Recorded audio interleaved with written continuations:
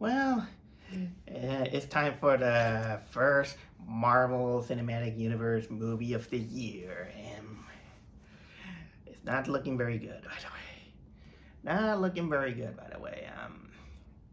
Of course, then we have to go with the one that I saw today. Of course, Captain America: Brave New World, and then of course we are dreading when the time comes with uh, what was it? The Thunderbolt looks really awful personally, and I'm not exactly a big fan of the Fantastic Four.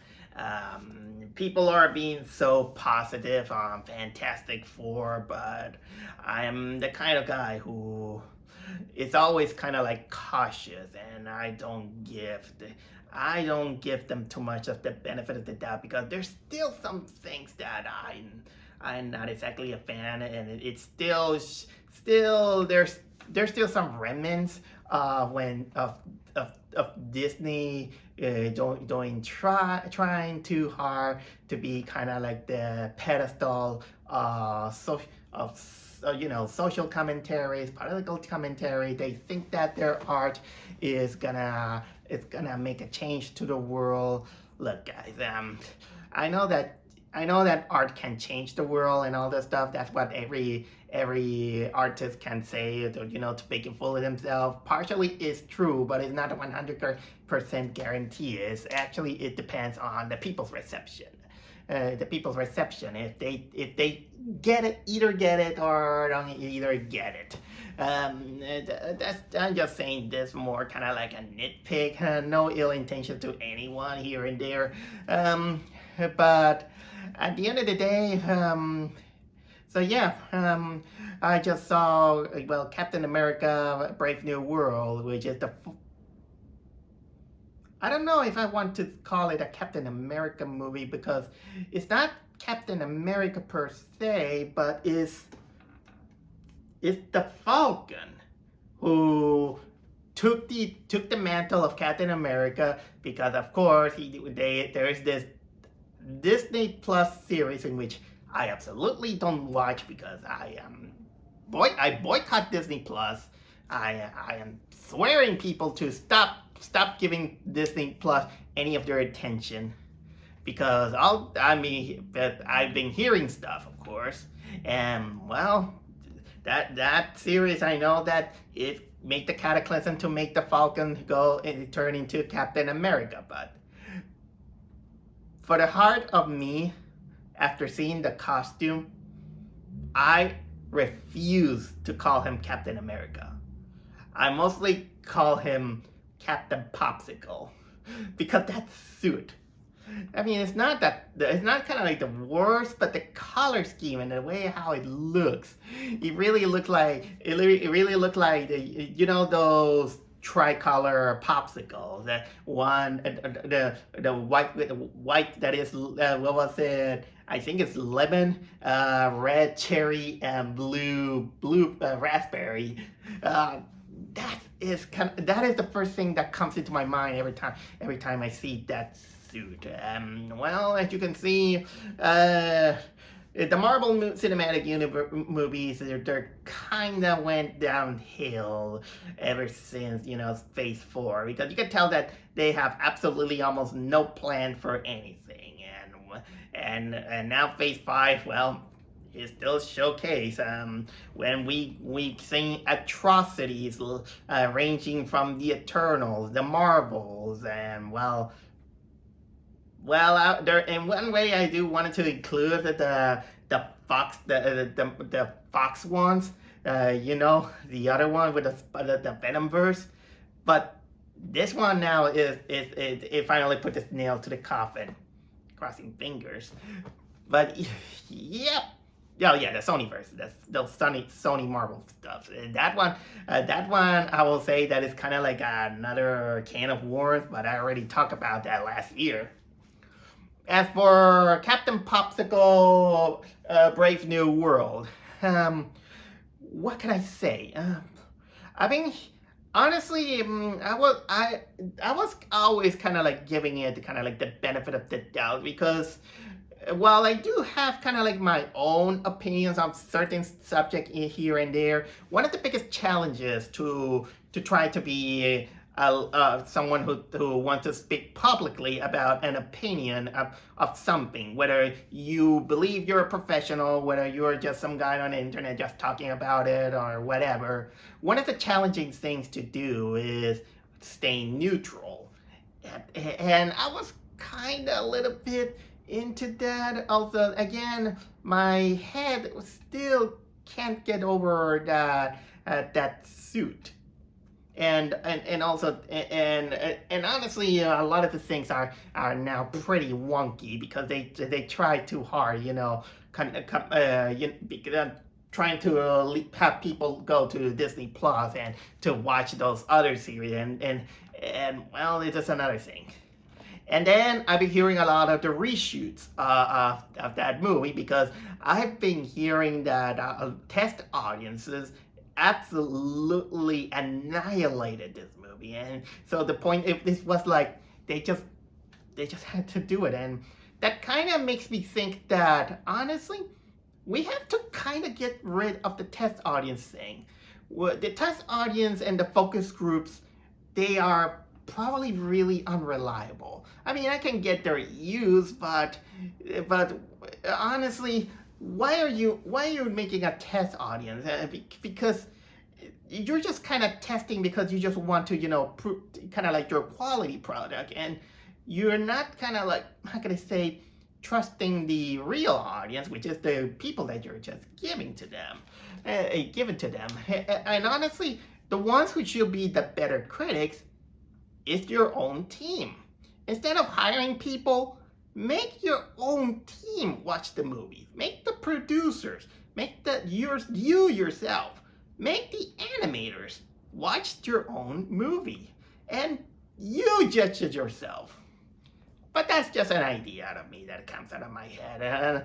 Don't take me seriously, but that's kind of like that thing that I have, that I just have. But still, those stories about those reshoots really didn't sit well with many people who have heard it, because it happened with the Eternals and it's a disaster. It happened with the Marvels. Disaster. It happened with apparently Craven, the Hunter. Disaster. If we want to go a little bit far back into the past, Fantastic Four. Disaster. Post filming, I'm not saying that is a terrible idea, because that's the benefit of when you make a movie and then you edit it. But when you do it a little bit too much, it feels like, well, things are messy. So things are messy. You don't. The director probably doesn't even have a clear head on what it wants to do, and it just feels dependent on what other people or producers they want. And this kind of makes the whole thing shallow, manipulative. It doesn't feel like you're watching a movie that is made of love. It's just a movie just for the sake of being a product. And people are not dumb. They can tell most of the time. Well, most of the time, where a movie feels more like a manufacturer than something that it kind of care for its customers. And then, of course, I've been hearing, all these rumors saying that, okay, this movie is going to be anti-America. Okay, this movie is going to be pro-communist and all this stuff. That side, I didn't buy it. I didn't buy it mostly because, like I said, I gave it the benefit of the doubt. The trailers came. The biggest thing that I didn't like about this movie is hiring Harrison Ford. I don't hate Harrison Ford, but for the sake of me, I just want Harrison Ford to retire. This guy, he's not used to make movies anymore. And you see on screen that this guy should not be doing movies. He's more like a puppet.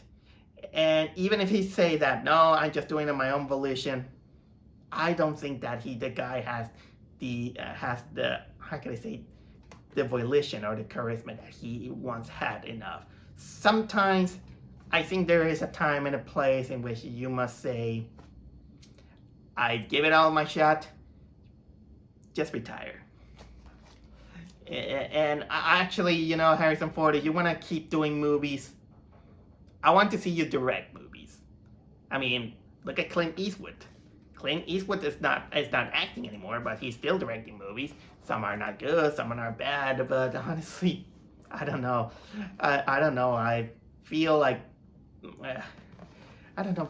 What can I say about it? Okay, I've been a little bit too long with this, and well, the trailers didn't impress me, but because of the sake of this, of the blogging Plaza, I went to watch it. In a way, I was kind of expecting kind of like a train wreck, and maybe something like that. Considering that, let me tell you guys, this day was terrible for me, and not only in the movie. The terrible thing is that I had to be somewhere, and then I kind of have like a mishap with my phone that of my phone services that, for long story short, I had to make some calls, find out that there was some kind of mistake, mistake of both me and the person who was helping me or something, in which it kind of turns into a big misunderstanding, and that kind of took like 3 hours to solve. Then, of course, the elevator of my apartment they're all busted. And of course, it was kind of like a bad day. And you know what? Unfortunately, this movie didn't make it better. This movie didn't even make my day. Thankfully, when I returned home, I watched 2 good movies. One that I have seen and another one that I didn't see. I watched The Clockwork Orange. Very interesting movie. Really good, but very interesting that you're gonna take kind of like the subject on about whether you gotta support the main character who is a total psychopath, or if you're okay with the government doing stuff like that. It's kind of like a big can of worms of arguments that is really interesting. And then I saw for the first time in my life Return to Oz, the sequel of The Wizard of Oz, because it's a Disney movie that pretends that it is a direct sequel to the MGM movie. Although they kind of took some liberties, and like, for example, none of the actors were reprised and all this stuff. I was surprised that it was really good, I will say. This automatically became my favorite Oz movie, and I'm not a fan of Wizard of Oz. And you know what? I wish I could talk to you more about Clockwork Orange and Return to Oz more than Captain Popsicle and Brave New World, because that movie was of such a letdown in a really disappointing way. But I will give this the benefit of the doubt, and I will give credit where it's due. For starters, I'll say this. For a movie that have kind of like a production hell, you kind of expect something bad or boring like Eternals or the Marvels. And you know what? They did kind of like a better job on that department, because at least it feels a little bit like a movie. It doesn't feel like it's trying too hard and then fail miserably. But at the end of the day, you still can see the patches of where it failed, and most of them, as you can see, because it's still some sense of inconsistency, some sense that things kind of drag on. It feels like it wanted to cram out too many ideas. It wanted to cram out lots of stuff. In order to kind of feel like it has a flow.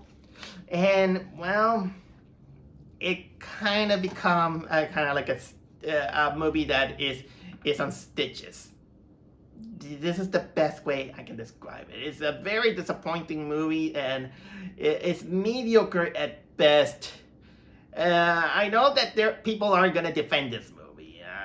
I've been hearing a lot of people technically defending this movie, saying that I like it, I enjoy it, and you know what? These are some of the people who are just kind of like the mood to say, hey, let's just see some action people kick ass and all this stuff. And well, I grew up to not being kind of like that kind of guy anymore. And yeah, call me picky and all this stuff, but I still have to say it because I like observing, and when you want to shut your mind, I feel like it should be earned instead. I mean, look, if I could, look, I did sit through Dogman, and Dogman is a very silly, nonsensical movie, but it earned itself that world, and it became a pretty enjoyable film. But okay, now it's time for me to talk about how much I really disappointed with this movie. And I give it my best because Marvel Cinematic Universe are a little bit for me more difficult to review now, considering that it's now kind of like a hodgepodge. If you're not into the cinematic universe from before, you're not gonna get it. So this is why when I try to make a review for everyone to understand, it's gonna be difficult because, well, you have to know them. And you know what? This movie also has kind of like this fault because it still feels like it depends on the audience to learn what you learn from the Disney Plus shows. And you know what? It even starts with kind of like this rapid fire summary about what was it, the Falcon and the Winter Soldier. Which of course, when the Falcon turned into Captain Popsicle.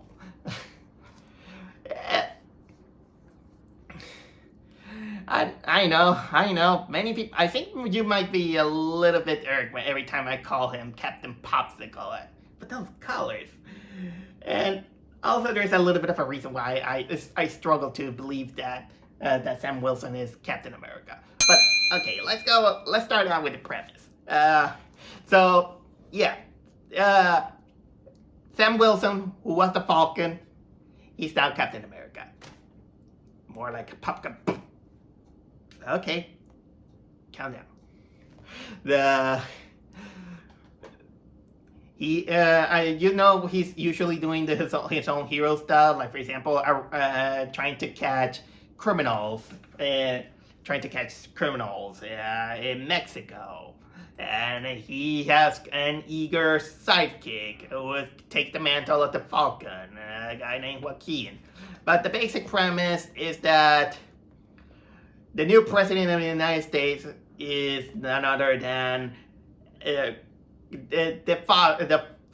asshole father from the Incredible Hulk. What was it? Ross. I think it was called Thunderbolt Ross. Thunderbolt Thaddeus Ross. I kind of forget most of his name, but they, instead of hiring, the same actor, they decided to hire Harrison Ford, which I'll get to that. He becomes the president, but of course, not many people are happy because of the disastrous things that he did in The Incredible Hulk. And you know that this guy can be a little bit of a trigger happy, but still, Captain Popsicle trying to defend him because, well, it's his duty as Captain America, or Captain. But then, apparently during his press, in which he's trying to make kind of like a treaty with other countries because there is this celestial being that I don't remember where it came from. Maybe it came from the remnants of the Eternals because they want us to remember that boring movie.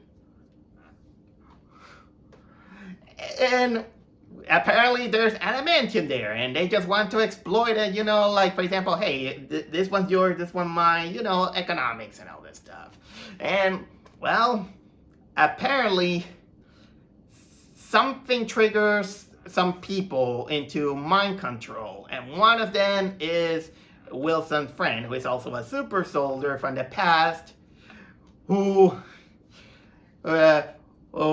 he tries to kill Ross, the president, and he gets wrongfully arrested, and he's about to get executed. But little that they know is that not only Captain America has to save his friend, but he must also find, if the president is reliable, if we can forgive him. But also there's this conspiracy in which apparently someone is taking the opportunity because he has the grudge against Russ, and well, it's gonna turn into a catastrophe, mostly because someone has a spite on Ross and wants the world to sink in and all this stuff. And that's technically kind of like the basic premise.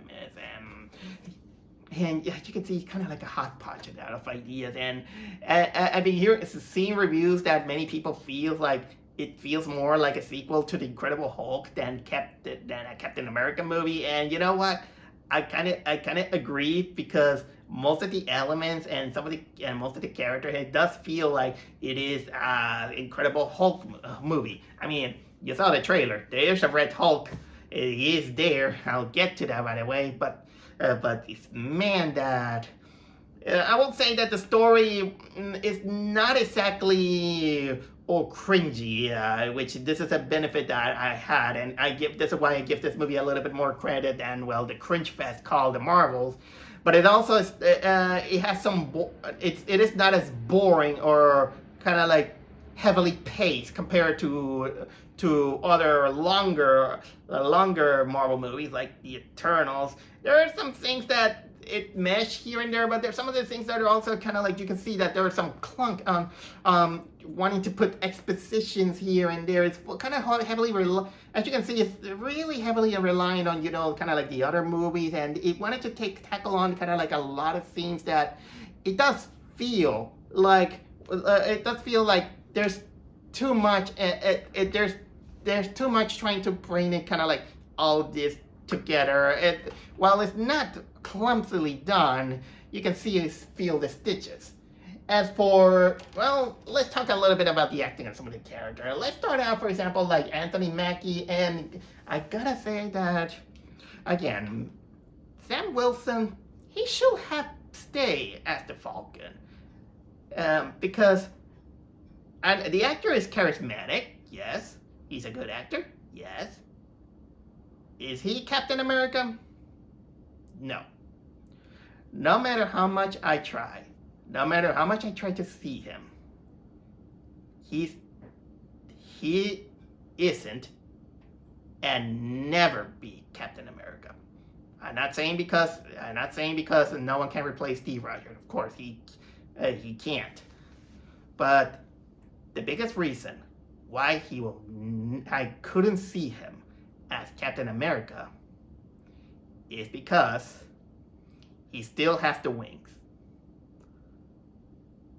Just because you have the shield, and it doesn't make you Captain America. Just because you're patriotic still doesn't make you Captain America. So honestly, I felt like he just kind of just went into that identity, and I don't see him having a Captain America. And I always have kind of like this struggle with with second-banana characters. Like, for example, this guy who became Batman. No matter how much I tried to replace Bruce Wayne and Batman Beyond, I can't see him as Batman. Although there are some things that he kind of tries to be, being himself. The same thing I had with Miles Morales. Miles Morales will never be Spider-Man because this mantle is already taken no matter how much he tries. Although at least I'll give them credit that they try kind of like having their own identity and not kind of like being a carbon copy or just kind of like taking the mantle, but to make them kind of like differ from their other self. But this new Captain America, I couldn't see him as Captain America. And every time they say, hey, Captain America, and I was like, no, he's not Captain America. He's not Captain America. He's the Falcon. Just with someone color painted him with Captain America colors.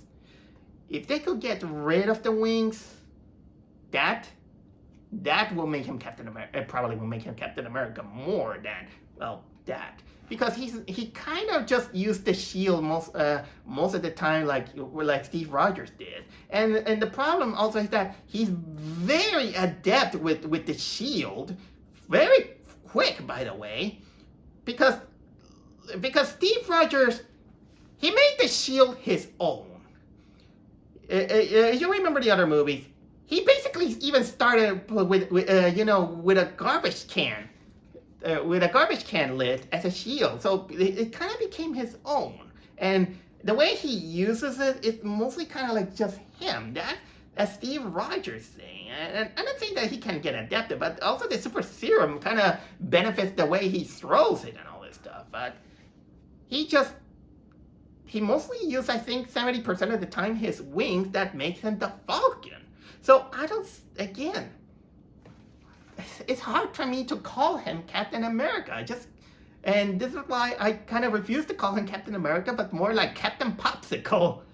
Or more like the Falcon, because he's more fit, he's more shown to be the Falcon.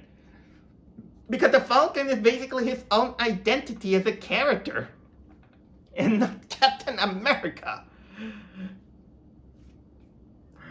Oh my god. I know that I'm probably am I gonna get yelled to that, but maybe I might change my mind, but I still have kind of like this strong sense of that. Okay, let's continue on before this kind of turns too long.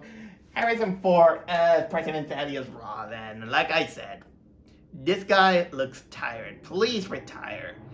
And while there's kind of like a heart to it in it, in which they want to make this character, that he's resentful and all this stuff, but my god, the whole movie is basically centered around him.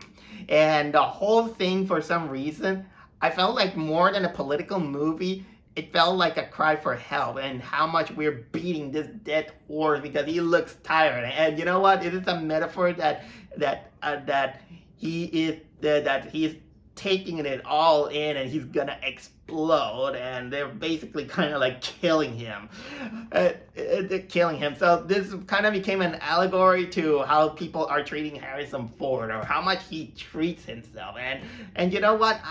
I'm getting a little bit tired of his shtick of Harrison Ford being the grumpiest actor ever. He still continues this charade, and I'm still kind of believing that he kind of hates acting.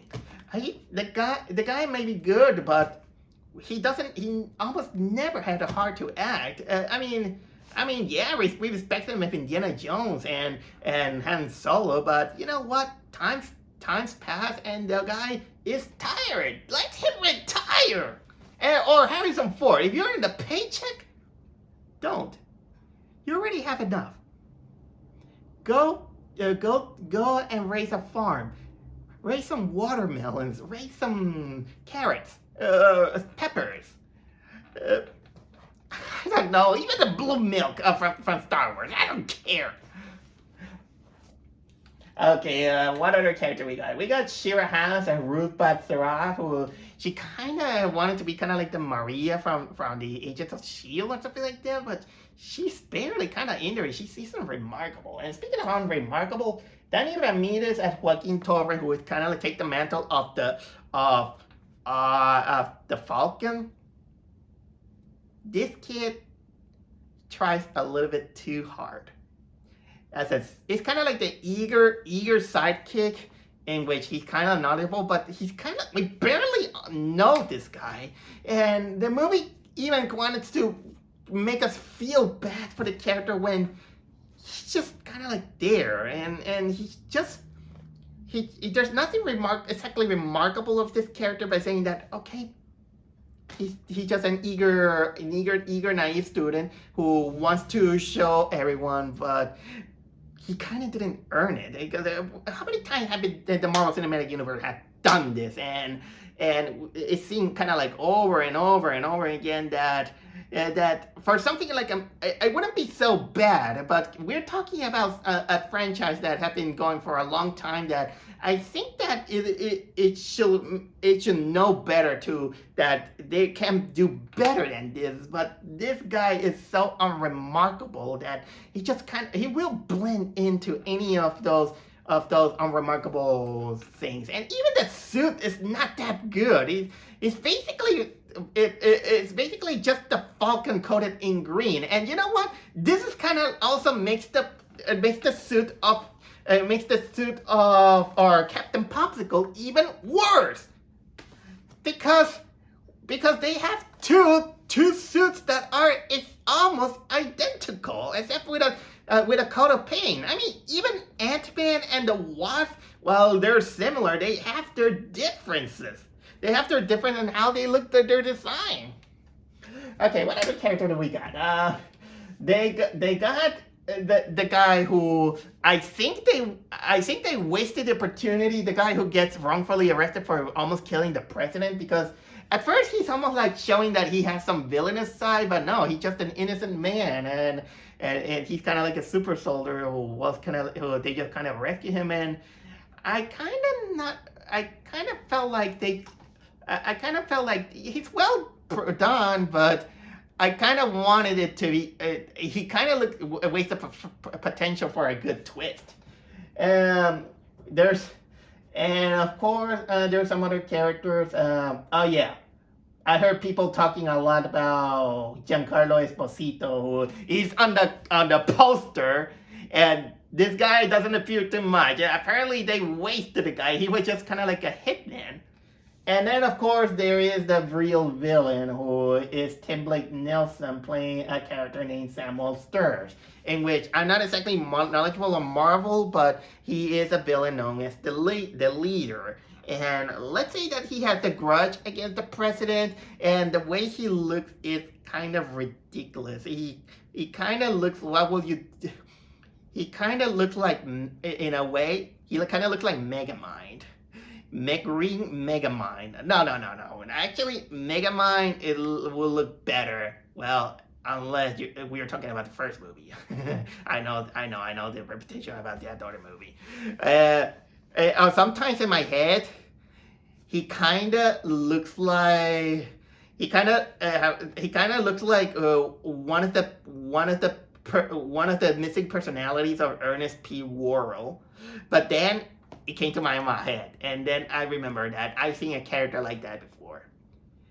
There is this terrible, incompetent, but yet hilarious horror movie called Skin Deep. And there is this character named Brain, who is basically this jockle with a big brain. He kind of looks like that, except green and with a little small hair. And you know what? Now that I think about it, he's kind of like the Lobe from Freakazoid, except green. Man, I'm kind of making fun of that guy. And you know what? The movie he's kind of the mastermind of the whole thing, and I feel like they could have been a little bit more about this guy. He just only get a grudge with Harrison Ford's character because, well,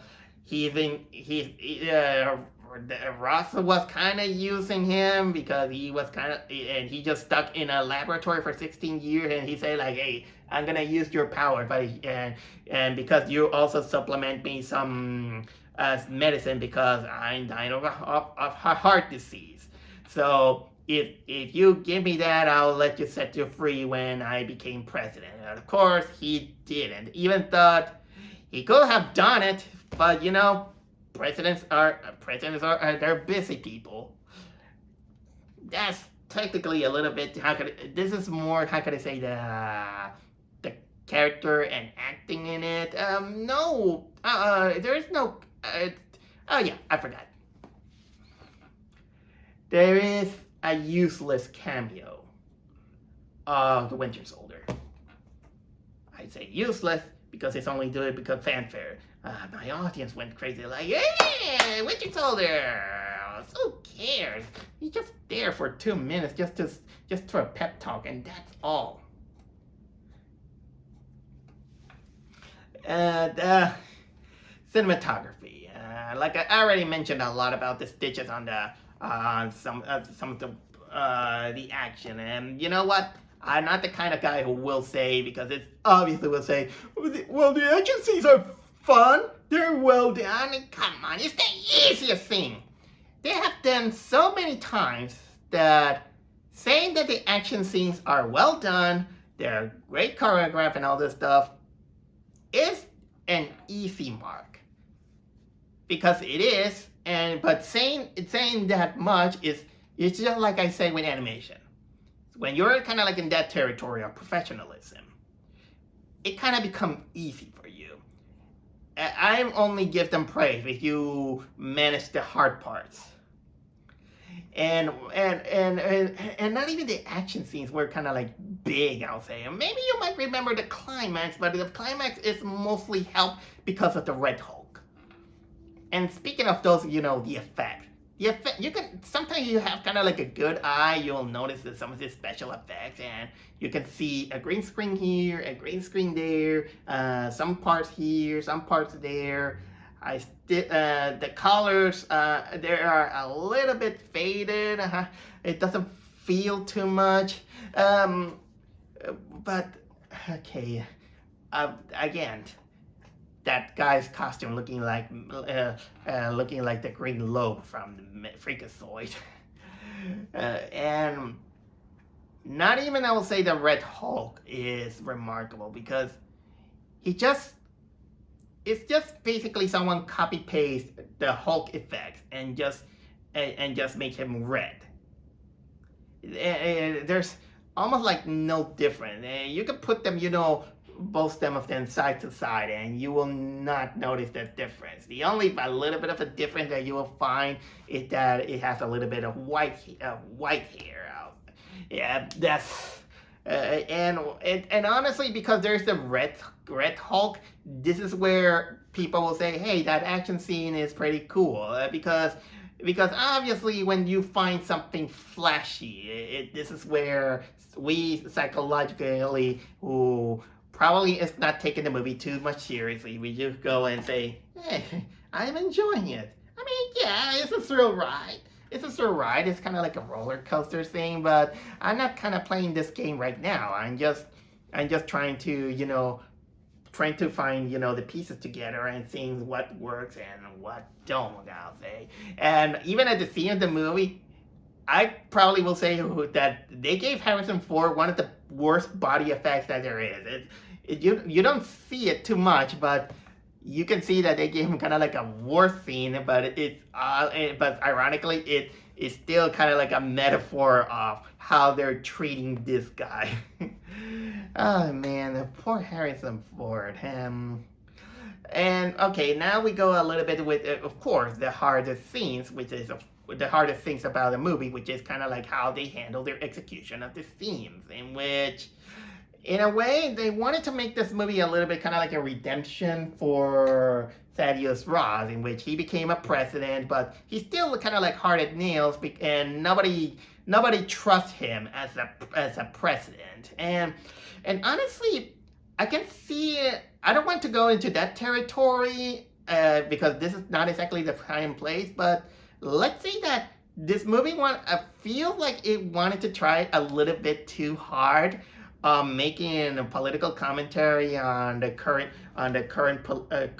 political, or the politics from 4 years or 6 years ago, in which they, depending on when the movie just started have this script, but you can tell that they wanted to lessen a little bit the blow on that political aspect. In which I will give it credit that it didn't hammer it itself, and well, they gave this character a little bit of an interesting arc of trying to find redemption, because, well, according from what he's looked like, he just lost almost everything. Oh, you know what? That reminds me that since Harrison Ford is taking the mantle of another actor from the other movies, and that guy had a mustache. There is a scene in which they try so hard at putting Harrison Ford with a mustache, and he acts kind of like in that suit and that mustache. He looks so cartoony. He looks really, really cartoonish. He looked like he looked like a he looked like a parody on a Monty Python sketch.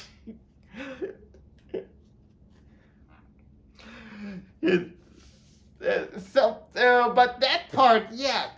And the funny thing is that aspect, it kind of felt like it needed to be more of a Hulk movie, in which Hulk should have been there. But no, it's a Captain America movie, or, well, Captain Popsicle.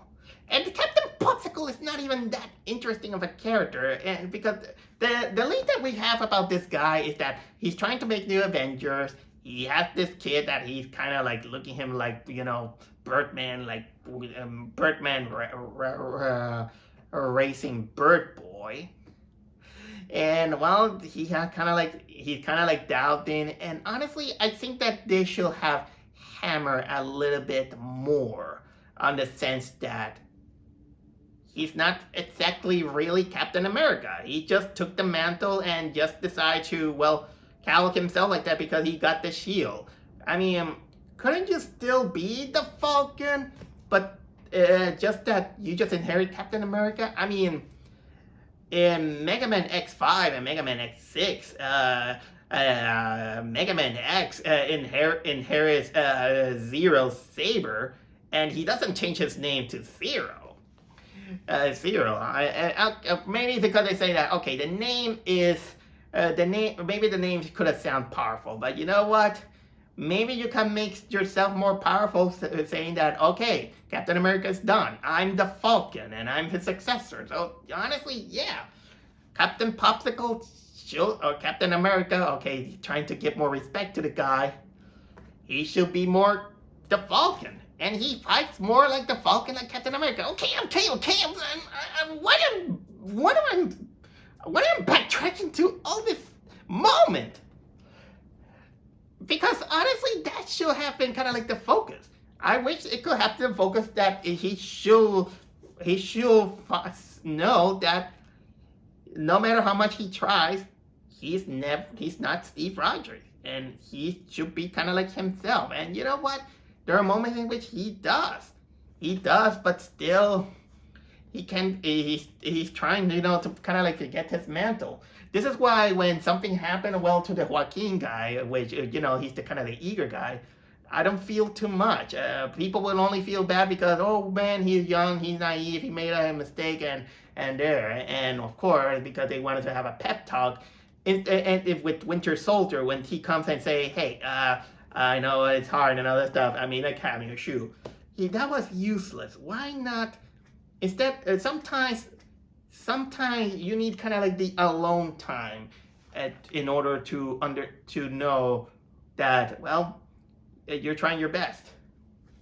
And well, and of course the Tim Blake Nelson character, he has a grudge, and well, he's kind of a little bit kind of like cartoonish with that, and he kind of and I wonder, I kind of didn't understand too much about the goal. And oh yeah, I also did mention about the treaty with Adamant, because of the Adamant and all this stuff, and that kind of feels more kind of like a MacGuffin, and people kind of get lost because the whole thing, it kind of, again, relies a little bit too much, in which we have to remember that Borefest called the Eternals.